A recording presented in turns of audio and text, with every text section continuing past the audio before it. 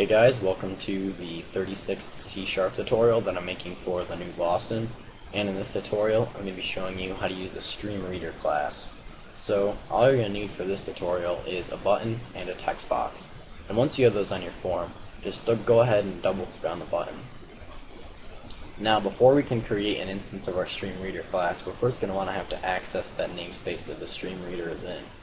And the StreamReader is in the system.io namespace. So in order to access that, we're going to want to use a using statement up here. Just do system.io. So now we can access everything inside of this system.io namespace. But before we're going to create an instance of our StreamReader, we're first going to want to create an instance of an open file dialog and have that open file dialog be shown so that the user can specify which file that they want to be read. So we're just going to do open file dialog, OFD, new file dialog. And if you don't know what an open file dialog is, just go back and watch my 34th C# tutorial, because in that tutorial I explain how to use an open file dialog and basically what it is. Alright, so once you have this code typed out here, we can now create an instance of our StreamReader. So to do that, you're just going to want to type out StreamReader SR for StreamReader and just set it equal to a new StreamReader. And right here it calls for a stream. So in order to create a stream, we're just going to want to do file dot and then open read, because we're just going to be reading the file. And it says right there, opens an existing file for opens an existing file for reading, and that's exactly what we're going to do. We're going to be reading the file. And now inside of here it calls for a path, and we now need a path to the file that we want to read. And since we're using this open file dialog right here, we can just do ofd.filename, use the file name property in the open file dialog class to access that file. And I explain a little bit more in depth of what this file name property is in the 34th C# tutorial. So now that we have that all set, we can now read the file. And the first method that we're going to be looking at is the read to end method. And it says right here, reads the stream from the current position to the end of the stream. And since we haven't specified a position, it will just defaultly start at the beginning. And for text files, what this will do is it will read all of the text inside of the text file. So we're going to have it read all the text from the text file into our text box. And I already have a text file set up for reading, and the contents of this text file is just hi, period. So now if we go ahead, debug here, use our open file dialog to navigate to our text file, open the text file, we should just get, hi in this message box right here.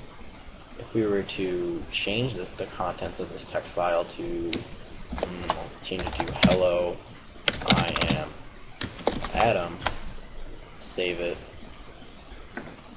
then reopen this program and read it, we should get hello, my name is Adam, or hello, I am Adam. That's what I wrote it as. So now the next thing that I'm going to show you is how to use the close, or how to dispose of the StreamReader. So you're just going to do sr.dispose, and basically what this will do is it will close the file. So if we were to try to create another instance of StreamReader without this dispose and then read the same file, we would get an error saying this file is already being used by another process. So get in the habit of disposing of your streams whenever you're using them. So this way you'll never get that error. Now this read to end method is all great for text files, but what does it actually do? Well, in order to view what it actually does, you're going to have to download a program called HXD Hex Editor. And in order to do that, just go on Google and type in HXD, and just go ahead and click the first link, and then scroll down until you see the download page link. Just click that, and scroll down until you see your language, which should be English. And I don't see it, but oh, yep, there it is. So yeah, just go ahead and download it. And then once you have it downloaded, just open it up. And then I'm just going to open up the text file right here.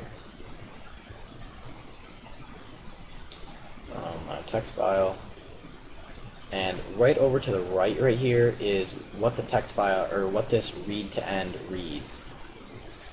So as you can see for text files, it's just the contents of the text file. And if we were to change this to something like different right here, like I don't know, just hello, and then, oh, I guess it already was that. Well, if we were to just like type in a whole bunch of crap right here and save it, and then reopen that text file up, we should get all that crap that we just typed. Yep, there's all those letters. Now, like I said before, this is only for text files. If we were to open like an exe or something, or pretty much any other file type, it's not going to read it how we'd expect. Like if we were to open up this exe right here, it's just a whole bunch of crap, and none of this is really useful to us. I'll talk about what this is on this side in the next tutorial. But yeah, this read to end will just read all of this information on the right side over here. So that's pretty much it for this tutorial. In the next tutorial, we're still going to be using the StreamReader. We're just going to be looking into reading bytes. So, see you guys.